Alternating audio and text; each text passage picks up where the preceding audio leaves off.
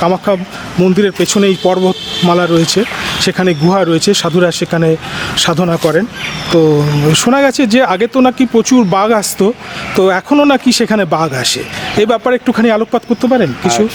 জয় মা, আমরা 10 নম্বর আখাড়ায় থাকি এবং আজকের ডেটে কামাখ্যা মন্দিরের সিংহ দরজা 4টি রয়েছে, পূর্ব, পশ্চিম, উত্তর, দক্ষিণ।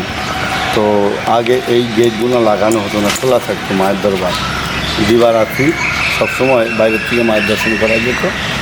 তো আজও সেই নীলাচল পর্বতে বালক হনুমান থেকে নিয়ে আমাদের সিদ্ধি গণেশ পর্যন্ত, কুঠিরলিঙ্গের থেকে নিয়ে বগলা পর্যন্ত এবং ভুবনেশ্বরের থেকে নিয়ে ভূতনাথ পর্যন্ত, আর বিশ্বামিত্র বশিষ্ঠ থেকে নিয়ে ডাকিন্নে ভীমাশঙ্কর পর্যন্ত এখনও বহু গুফা রয়েছে।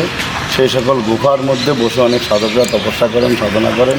আমাদের যে কামাখ্যা পর্বত যে রয়েছে, যে মূল নীলাচল পর্বত, সেই পর্বতে যে সাধুরা অবস্থান করেন তার মধ্যে সন্ন্যাসী আছেন, নাগা আছেন, উদাসী আছেন, বাউল আছেন, বৈষ্ণব আছেন, তান্ত্রিক আছেন, অগরী আছেন। সব প্রকারের সাধকরাই, সাত্ত্বিক, রাজসিক, তামসিক সকল সাধুরাই ওখানে গিয়ে তপস্যা করেন।